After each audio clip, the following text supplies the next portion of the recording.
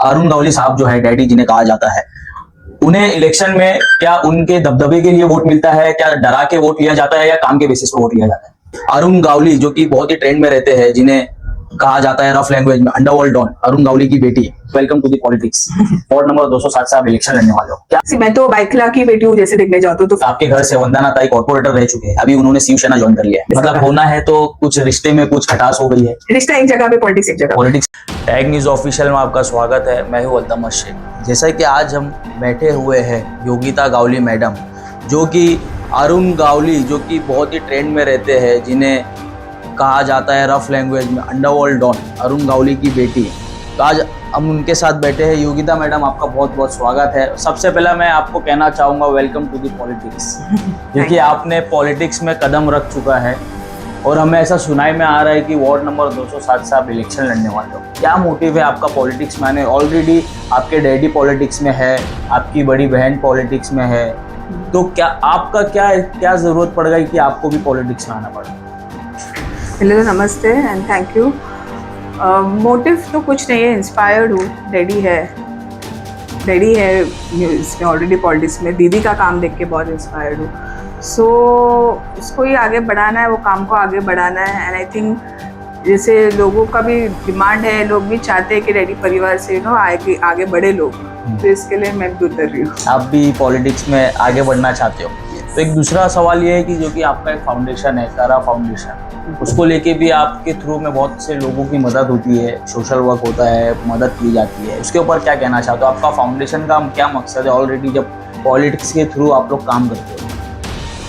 Foundation का जब मैं एक्चुअली मैं पढ़ रही थी इन स्कूल ऑफ गवर्नमेंट, तो फिर उसमें काफ़ी कुछ पता चला पॉलिसी मेकिंग कैसी होती है।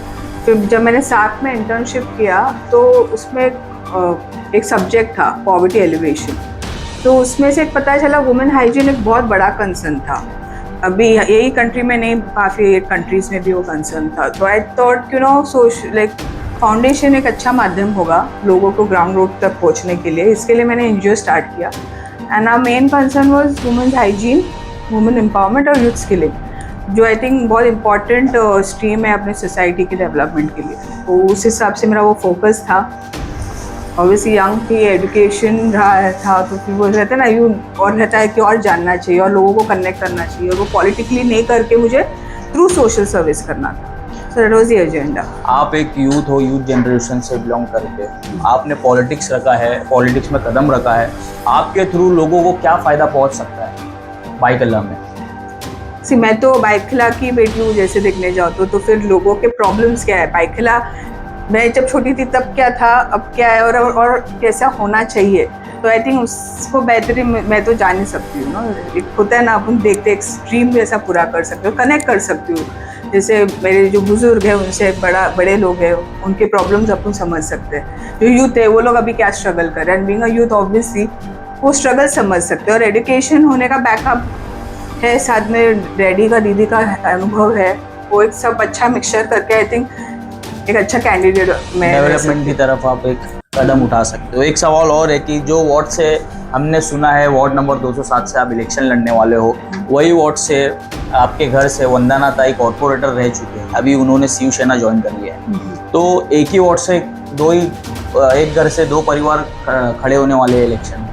एक्चुअली ये वार्ड में अखिल भारतीय सेना, परिवार का नहीं छोड़ के अखिल भारतीय सेना की सीट थी, तो इस हिसाब से अखिल भारतीय सेना की ही सीट रहेगी। ताकि ऑब्वियसली उनका एम्बिशंस रहा है, उनका करियर है, वो दूसरे इसमें भी as good as a family, और उनका कहना है वो ये वार्ड से नहीं रह गए। तो आई होप ऐसा बात हो ही नहीं, वैसा कुछ हो नहीं। होना है तो फिर आगे देखा जाएगा कैसा मतलब होना है तो कुछ रिश्ते में कुछ खटास हो गई है। रिश्ता एक जगह पे, पॉलिटिक्स एक जगह। पॉलिटिक्स अलग है, रिश्ता घर में, पॉलिटिक्स में रिश्ता नहीं।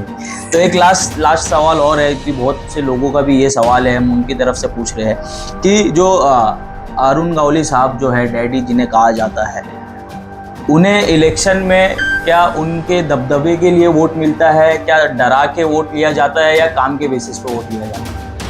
वो तो आपको भी बहुत अच्छे से ही पता होगा।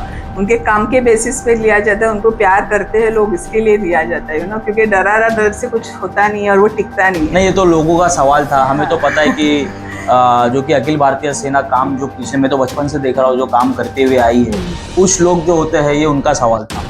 नहीं नहीं, अभी तक मैं बचपन के काम जो डैडी ने किए थे वो अभी तक टिका हुआ है, वो अभी तक है। अभी भी मुझे बहुत प्राउड फील होता है कि लोग बोलते हैं अरे मेरे डैडी ने पानी दिए थे, और वो काम ऐसा पापा ने पक्का किया कि वो अभी तक पानी चालू है इतने पानी साल। की कहावत आज तक लोग बताते हुए तो वो बताते वो हुए जो काम डैडी ने तभी किया है वो अभी तक टिका हुआ है, तो वो डैडी का काम है जो मजबूत काम है, ऑन रूट्स। लोगों को क्या मैसेज देना चाहते हैं? लोगों को ये कहना चाहती हूँ कि देखिए, चांस दीजिए, जानिए।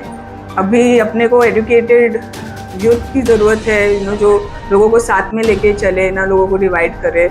और अपना कोई चाहिए तो अपने ही कोई किसी को चांस दीजिए, इतना ही कहना चाहिए। Thank you so much ma'am, जो आपने कीमती वक्त हमें दिया। तो आगे की अपडेट्स के लिए हमसे जुड़े रहे, हमारे चैनल लाइक करें, सब्सक्राइब करें और कमेंट करें। Thank you for watching tag news official Altamash Sheikh.